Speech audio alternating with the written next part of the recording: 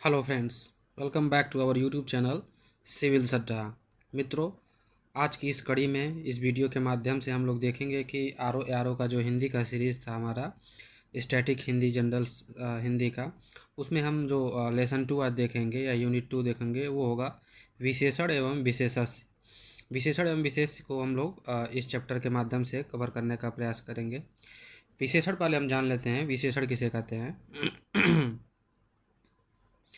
विशेषण एक ऐसी प्रक्रिया है या जो शब्द संज्ञा अथवा सर्वनाम शब्दों की विशेषता प्रकट करते हैं, उन शब्दों को हम विशेषण कहते हैं। मतलब ये ऐसे शब्द होते हैं जो किसी संज्ञा या सर्वनाम की विशेषता प्रकट करते हैं। विशेषता मतलब उसके क्वालिटी को बताते हैं। कुछ ऐसे शब्द होते हैं जो संज्ञा और सर्वनाम मतलब संज्ञा जो होता है नेमिंग वर्ड होता है, मतलब किसी का नाम हो गया, किसी व्यक्ति वस्तु या अथवा स्थान का नाम जो होता है उसे हम संज्ञा कहते हैं। तो अगर संज्ञा जो होता है, संज्ञा में जैसे मान लीजिए रमेश है, मोहन है, सोहन है, लड़का है, लड़की है, घोड़ा है, बकरी है, अगर इन सारी चीज़ों की कोई अगर विशेषता बताता है तो उसको हम विशेषण बोलते हैं। ऐसे शब्द को हम लोग हमेशा विशेषण के कैटेगरी में लाएंगे। जैसे रमेश अच्छा लड़का है। अब यहाँ पर देखा जाएगा अगर, तो रमेश अच्छा लड़का है में है, रमेश जो है संज्ञा है और संज्ञा की विशेषता क्या बता रहा है, अच्छापन। तो जो अच्छापन है या जो अच्छाई है वो हो जाएगा विशेषण। तो इस शब्द में इस सेंटेंस में, इस वाक्य में रमेश अच्छा लड़का है में रमेश संज्ञा हो जाएगा और जो अच्छा हो जाएगा वो हो जाएगा विशेषण। फिर हम दूसरा सेंटेंस अपना कर लेते हैं, शीला बुद्धिमान है। शीला बुद्धिमान में है, शीला जो हो जाएगा वो हो जाएगा संज्ञा और जो बुद्धिमता है यहाँ पर या बुद्धिमान अगर लिखा हुआ है तो यहाँ पर शीला की विशेषता किस तरीके से बताया जा रहा है, वो ऐसे बताया जा रहा है कि शीला जो है वो बुद्धिमान है। इस हिसाब से यहाँ पर जो ये बुद्धिमान शब्द होगा वो होगा विशेषण। अगला एग्जाम्पल जो होगा वो होगा वह लंबा लड़का है। वह लंबा लड़का है। अब यहाँ पर लड़के की जो विशेषता बता रही है वो लंबाई के हिसाब में बताया जा रहा है कि लड़का जो है लंबा है वो। अ, तो यहाँ पर जो लंबा होगा वो विशेषण होगा और वहाँ पर जो यह वह होगा वह सर्वनाम को प्रदर्शित करता है। वह हो गया, यह हो गया, मैंने हो गया, हमने हो गया, ये सारा जो है सर्वनाम को प्रदर्शित करता है। अब अ, आगे हम देखेंगे कि विशेषण के कितने भेद होते हैं या विशेषण के कितने टाइप होते हैं। तो विशेषण के यहाँ पर मुख्य रूप से 4 टाइप होते हैं। एक सार्वनामिक विशेषण होता है जो सर्वनाम को प्रदर्शित करता है, एक संख्यावाचक, एक परिमाणवाचक, एक गुणवाचक। बारी बारी से हम चारों चीज़ों को देखने का प्रयास करेंगे। चलिए, पहला है सार्वनामिक विशेषण। सार्वनामिक विशेषण जब शब्द या सर्वनाम शब्द जब विशेषण की तरह प्रयोग में आते हैं, जब भी सर्वनाम शब्द विशेषण की तरह प्रयोग में आते हैं तो ऐसे शब्दों को सार्वनामिक विशेषण कहते हैं या सार्वनामिक विशेषण कहलाते हैं। सार्वनामिक विशेषण 2 प्रकार के होते हैं। पहला पुरुषवाचक, दूसरा निजवाचक। पुरुषवाचक में पहले हम देखेंगे, फिर आगे हम निजवाचक में देखेंगे। पहले हम सार्वनामिक विशेषण को देख लेते हैं टोटल, जैसे कि इस एग्जाम्पल के माध्यम से, वह मकान गिर जाएगा। अब यहाँ पर जो सर्वनाम है वो वह हो जाएगा इस शब्द में। दूसरे वाले में यह पुस्तक अच्छी है, इसमें जो यह है वह सर्वनाम है। कौन व्यक्ति जा रहा है, कौन व्यक्ति जा रहा है में जो कौन होगा वो सर्वनाम होगा। ये घोड़े मजबूत हैं, अब इसमें जो सर्वनाम होगा वो होगा ये जो होगा इसमें सर्वनाम होगा और जो घोड़ा होगा, जो घोड़ा होगा वो होगा विशेषण। इसमें जो घोड़ा होगा वो होगा विशेषण और ये जो होगा वो होगा सर्वनाम। तो आगे चलेंगे, अब देखेंगे कि पुरुषवाचक सर्वनाम किसे कहते हैं।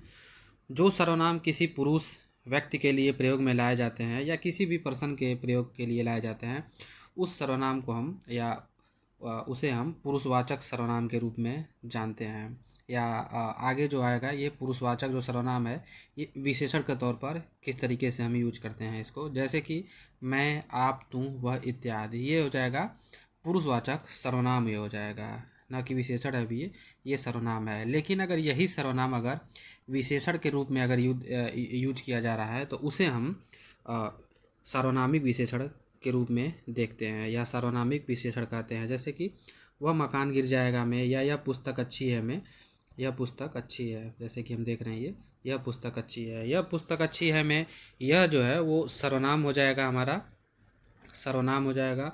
और पुस्तक अच्छी है, यहाँ पर जो अच्छी है, जो अच्छा लिखा हुआ है वो हो जाएगा विशेषण। तो जैसे वे लोग मूर्ख हैं, वे लोग मूर्ख में वे जो हो जाएगा वो सर्वनाम हो जाएगा, और मूर्खपन जो हो जाएगा या मूर्खता हो जाएगा वो हो जाएगा विशेषण। अगला जो हमारा होगा वो होगा निजवाचक सर्वनाम। निजवाचक सर्वनाम दोस्तों मूलतः पुरुषवाचक सर्वनाम का एक तरीके से टाइप होता है या उसी का एक रूप होता है। निजवाचक में डिफरेंस कहाँ जाता है? निजवाचक का मतलब ये हो जाता है कि जब हम अपने आप को दर्शाने लगते हैं किसी भी शब्द में, कि कोई ऐसा शब्द आ जाए जहाँ पर हम अपने आप को ही दर्शाने लग रहे हैं, जैसा कि अगर स्वयं हो गया, निज हो गया, अपने आप हो गया, या होता है ना कि हमने कर लिया या मैंने कर लिया, क्या आप कर रहे हैं, आपने ये क्या कर दिया। ऐसे शब्द में अगर ये शब्द आ रहे हैं, आप, आपने, आप, स्वयं, खुद, निज, हम, मैं इत्यादि अगर शब्द आ रहे हैं तो वो जो सर्वनाम हो जाएगा निजवाचक सर्वनाम हो जाएगा। और निजवाचक सर्वनाम के साथ अगर किसी विशेषण का प्रयोग हो रहा है तो वो निजवाचक सर्वनाम विशेषण के रूप में हम उसको देख सकते हैं। जैसे कि आप कहाँ गए थे, आप आप कहाँ गए थे में आप जो हो जाएगा, ये किसी को डायरेक्ट बताया जा रहा है या इंडिकेट किया जा रहा है आप कहाँ गए थे, तो इसमें जो आप हो जाएगा वो हो जाएगा निजवाचक सर्वनाम। यह काम आपने ही किया है या यह काम आपने ही किया है, इसमें जो आपने हो जाएगा वो हो जाएगा निजवाचक। आप चिंता मत करो, ये हो जाएगा पुरुषवाचक। ठीक, आप लखनऊ चले जाना है, ये भी हो जाएगा पुरुषवाचक। मैं स्वयं अपने अस्पताल चले जाऊंगा यहाँ पर अब अपने आप को दिखाया जा रहा है या हम को दिखाया जा रहा है या स्वयंता यहाँ पर दिखाई जा रही है। तो जहाँ भी स्वयंता दिखाया जा रहा है वहाँ पर निजवाचक हो जाएगा, मैं स्वयं अस्पताल चले जाऊँगा। फिर अगला चलिए हम देखते हैं कि गुणवाचक विशेषण किसे कहते हैं। दूसरा जो हमारा होगा वो हो जाएगा गुणवाचक। दूसरा हमारा है गुणवाचक। गुणवाचक विशेषण को जब हम देखेंगे तो बेसिकली ये देखेंगे कि इसका डिफिनीशन देख लेते हैं। किसी संज्ञा या सर्वनाम के गुण, विशेष स्थिति, दिशा, रंग, गुण दोष, गंध, काल आदि स्थान आकार के बारे में अगर कोई शब्द अगर प्रदर्शित करता है या निर्देशित करता है तो उसे हम गुणवाचक विशेषण बोलते हैं। जैसे ये कई प्रकार के होते हैं, कालबोधक, स्थान बोधक, आकार बोधक, रंग बोधक, दशा बोधक, गुण बोधक या दिशा बोधक। तो चलिए बारी बारी से चीज़ों को हम देखेंगे। दिशा बोधक, दिशा बोधक में अगर किसी चीज़ के डायरेक्शन के बारे में अगर बताया जा रहा है, डायरेक्शन से अगर संज्ञा या सर्वनाम की क्वालिटी को बताए जाने का अगर प्रयास हो रहा है या उसकी विशेषता बताया जा रहा है, तब वहाँ पर दिशाबोधक विशेषण होगा और वो गुणवाचक विशेषण का एक प्रकार है। जैसे कि निचला, ऊपरी, उत्तरी पूर्व, दक्षिणी, पश्चिमी। जैसे कि ऐसा हो सकता है कि किताब का निचला हिस्सा ख़राब हो रहा है या दीवार का ऊपरी हिस्सा जो है ख़राब हो रहा है या ऊपरी हिस्सा ज़्यादा सुंदर दिख रहा है। इन सारे शब्द में जो निचला, ऊपरा, उत्तरी, पूर्व या पूर्वी होगा वो दिशाबोधक होगा। फिर अगला हम देखेंगे कालबोधक। कालबोधक में अगर किसी टेंस के बारे में बताया जा रहा है, टेंस मतलब किसी समय के बारे में बताया जा रहा है या काल के बारे में बताया जा रहा है, जैसे नया, पुराना, भूत, वर्तमान, अगला, पिछला, टिकाऊ हो गया। जैसे ये हो जाता है ना कि यह पुस्तक काफ़ी नई है या यह पुस्तक काफ़ी पुरानी है। मैं वर्तमान समय में दिल्ली में रहता हूँ या मैं पहले कहीं और रहता था, प्राचीन समय की बात है, अगला सावन कब आएगा। ये सारे जो शब्द हैं ये कालबोधक हो जाएंगे। फिर हम देखेंगे आकार बोधक। अगर कोई किसी शब्द के माध्यम से अगर किसी भी वस्तु का या संज्ञा या सर्वनाम के आकार के बारे में अगर पता चलता है तो उसे हम आकार बोधक विशेषण बोलते हैं। जैसे कि नुकीला, लंबा, चौड़ा, गोल, चौकोर, सुडौल इत्यादि। फिर हम देखेंगे स्थान बोधक। कोई ऐसा शब्द जो किसी संज्ञा या सर्वनाम के स्थान के बारे में प्रदर्शित करता है या इंगित करता है तो उसे हम स्थान बोधक विशेषण बोलते हैं। जैसे भारतीय, अमेरिकी, पंजाबी, आसामी, देसी, स्थानीय या कुछ भी इस तरीके के जितने भी शब्द हो जाएंगे, बिहारी, यूपी, मद्रासी, चीनी या जापानी, ये सारे स्थान बोधक विशेषण के रूप में आएंगे। फिर अगला है रंग बोधक। जब किसी संज्ञा या सर्वनाम की विशेषता किसी कलर से होती है या किसी रंग से होती है तो उसे हम रंग बोधक विशेषण बोलते हैं। जैसे लाल, पीला, हरा, नीला, किसी शब्द के एग्जाम्पल के रूप में अगर हम लोग देखें तो जैसे यह चद्दर नीले रंग का है, या आपका चेहरा पीला पड़ रहा है, उनका रंग जो है सफ़ेद है, सफ़ेद कलर की चिड़िया बहुत ही सुंदर दिखती है। तो यहाँ पर दो तरीके के विशेषण आ गए हैं। सफ़ेद कलर की चिड़िया, तो सफ़ेद जो हो जाएगा वो रंग बोधक विशेषण हो जाएगा, और सुंदर जो दिखती है ये नॉर्मल विशेषण या एक सामान्य विशेषण के रूप में हम देख जाएंगे। तो इस शब्द में दो विशेषण आ गया है, एक सफ़ेद एक सुंदरता।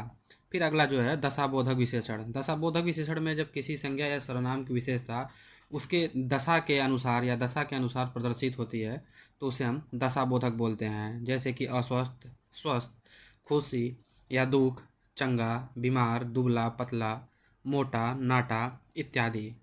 फिर आगे आएगा गुणबोधक। गुणबोधक विशेषण। गुणबोधक विशेषण में जैसे किसी शब्द या संज्ञा या सर्वनाम की अगर गुणवत्ता के बारे में या गुणवत्ता के बारे में बताया जा रहा है, जैसे उचित, अनुचित, भला, बुरा, अच्छा, खराब इत्यादि। फिर आ जाएगा गंधबोधक। गंधबोधक में किसी जब कोई ऐसे शब्द से जब किसी संज्ञा या सर्वनाम के गंध के बारे में पता चलता है, जैसे कि वह खुशबूदार है कि बदबूदार है, सुगंधित है कि महकदार है, इन सारे चीज़ों को अगर कोई चीज़ दिखाता है या प्रदर्शित करता है तो उसे गंधबोधक विशेषण बोलते हैं। फिर अगला है स्पर्श बोधक। स्पर्श बोधक मतलब जब किसी संज्ञा या सर्वनाम का विशेषता कोई शब्द, ऐसा कोई शब्द बता रहा है जिससे स्पर्शता पता चल रहा हो।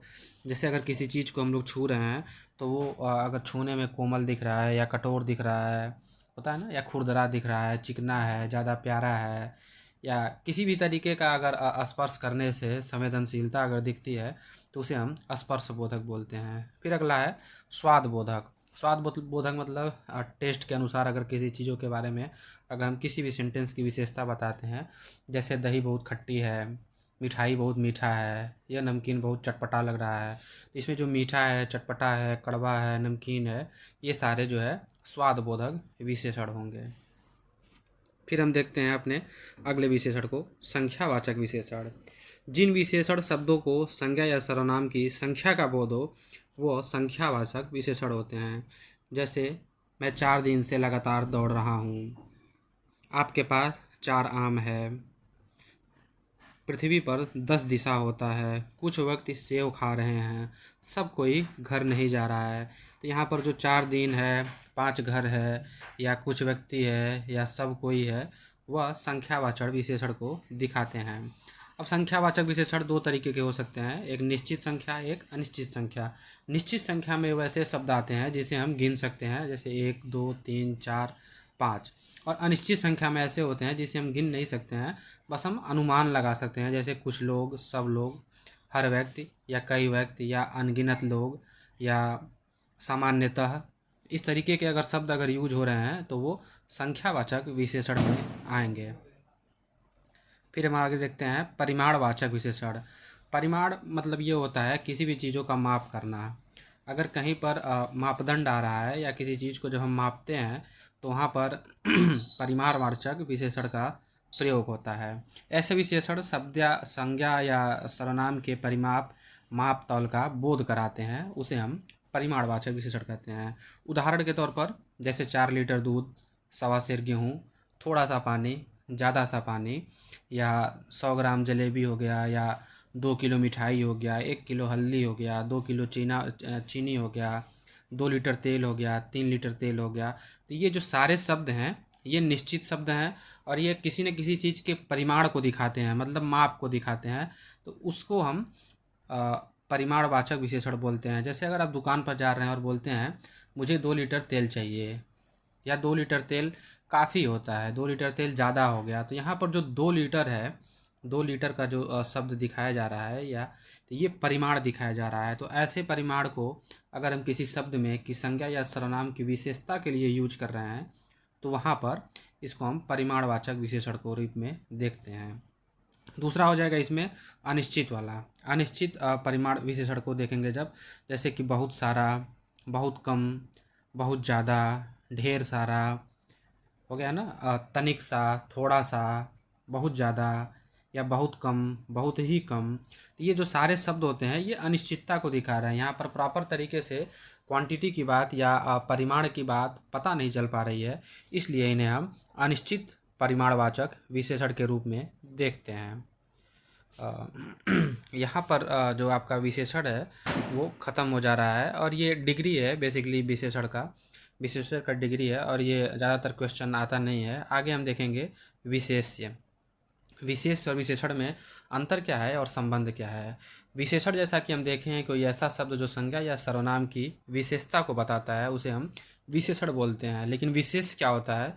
विशेष का मतलब ये होता है जिस भी संज्ञा या सर्वनाम की विशेषता विशेषण बताता है तो उसे ही हम विशेष्य बोलते हैं। जैसे वह लड़का गरीब है या वह गरीब लड़का है, तो यहाँ पर जो गरीबी है वो विशेषण है। लड़के की विशेषता गरीबी से बताया जा रहा है, लेकिन जो लड़का है वो है संज्ञा। तो यहाँ पर जो लड़का है वो संज्ञा है और संज्ञा ही विशेष्य है। तो सिंपल शब्दों में अगर आपको मैं समझाना चाहूँ तो संज्ञा या सर्वनाम जो होता है किसी भी शब्द का, अगर उसमें विशेषण है तो संज्ञा या सर्वनाम शब्द को ही हम लोग विशेष के रूप में देखते हैं। जैसे सीता कुशल कन्या है या सुशील कन्या है, तो यहाँ पर सीता एक कुशल कन्या है। कुशलता जो है सीता की विशेषता बताई जा रही है। ठीक है, सीता एक कन्या है और उसकी विशेषता बताई जा रही है कि वो बहुत कुशल है। तो यहाँ पर जो कुशल हो जाएगा वो हो जाएगा विशेषण, और जो कन्या हो जाएगा वह हो जाएगा विशेष्य। फिर अगला एग्जाम्पल है मेहनती व्यक्ति भूखे नहीं मरते हैं। तो यहाँ पर जो मेहनती हो जाएगा वो हो जाएगा विशेषण, और व्यक्ति जो हो जाएगा वो हो जाएगा विशेष्य। फिर आगे हम चलते हैं। मेरा कुत्ता काला है। तो यहाँ पर जो काला है वह हो जाएगा आपका विशेषण। विशेषण जो हो जाएगा काला हो जाएगा, और कुत्ता जो हो जाएगा विशेष्य हो जाएगा। वह गाय बहुत ही काली है। तो इसमें जो काली हो जाएगा वो हो जाएगा विशेषण, गाय हो जाएगा विशेष, और बहुत ही अगर हो जाएगा प्रविशेषण, जिसे हम एडवर्ब बोलते हैं। बहुत ही काला, बहुत ही छोटा, बहुत ही लंबा, या कम हो गया या ज़्यादा हो गया, धीरे धीरे, तेज़ी तेज़ी से, ऐसे शब्द अगर आ रहे हैं तो वो प्रविशेषण के रूप में हम उसको देखेंगे। मेरी पुस्तक पुरानी है। मेरी पुस्तक पुरानी में है, पुरानी जो हो जाएगा वो हो जाएगा विशेषण, और पुस्तक जो हो जाएगा वो हो जाएगा विशेष्य। तो इसी के साथ हमारा जो विशेषण और विशेष्य का जो चैप्टर है वो ख़त्म हो जा रहा है। आगे प्रैक्टिस के माध्यम से हम लोग देखेंगे कि कैसे कैसे चीज़ों को पहचानेंगे। विशेषतः जो एग्जामिनेशन में क्वेश्चंस आते हैं इसके विशेषण और विशेष्य को लेकर, ये पहचानना होता है कि कोई सेंटेंस दे दिया जाता है या वाक्य दे दिया जाता है, उसमें आपको पहचानना रहेगा कि कौन सा विशेषण है और कौन सा विशेष्य है। और विशेषण है तो किस तरीके का विशेषण है, जैसा कि हम लोग देखे हैं सार्वनामिक है, संख्यावाचक है, या परिमाणवाचक है, या गुणवाचक है। तो अगर आप इस वीडियो को देखेंगे तो इसके माध्यम से आप चीज़ों को समझने का अच्छे तरीके से प्रयास कर सकते हैं, और चीज़ों को अच्छे तरीके से आप डिकोड भी कर लेंगे, और जिससे कि आपको आसानी रहेगी। मिलते हैं अगले वीडियो में।